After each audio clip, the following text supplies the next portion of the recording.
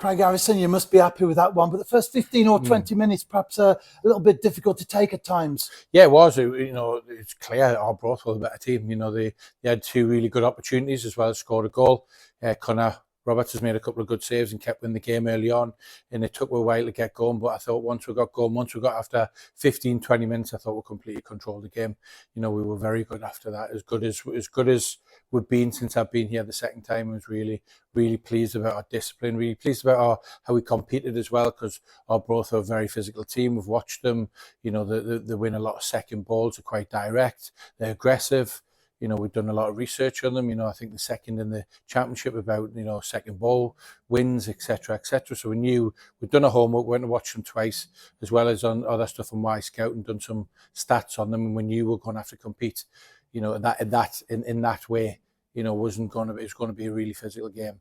Once we got to grips of that, then I thought we passed the ball really well, made some really good decisions, and also created some great opportunities. Not only have we scored 4 goals, but I think with the woodwork 2 or 3 times, the keeper's made a couple of saves, and we've just, not, just been on the other side of a wrong decision, when we're getting the final third. But really pleased for the boys. And the opening goal was a good one from Arbroath's perspective, but perhaps disappointing from TNS's angle. Yeah, very much so. I think it's a foul. It's a foul on Blaine Hudson. Their centre forward hasn't went for the ball. It's almost like a hip judo throw.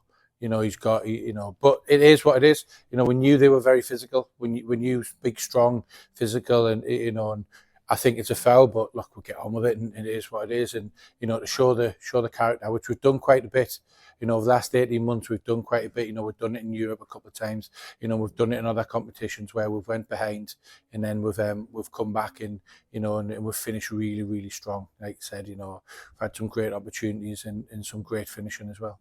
And you've mentioned that on many occasions, of course, where the New Saints has fallen behind, come back in style. It does show that there is a great team spirit in the dressing room. Yeah, there is. Fantastic. It is. We've got a reasonably big squad of some senior, very good players that unfortunately aren't playing at the moment through come back from injury or whatever it may be. And they're brilliant as well. They work harder during the week.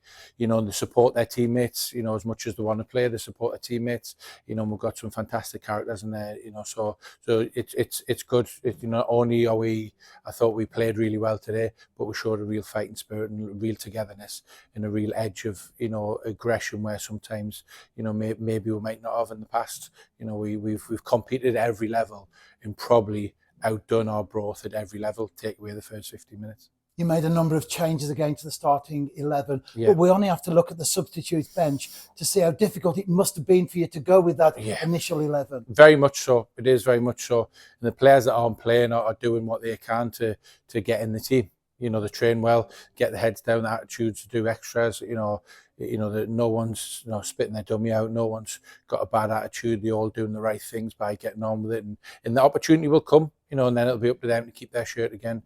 But yeah, from a squad perspective, we're really strong. Lots of competition, but good competition, healthy competition, and then lads really working hard to try and get in the team, which increases the performance of the lads who've got the shirt.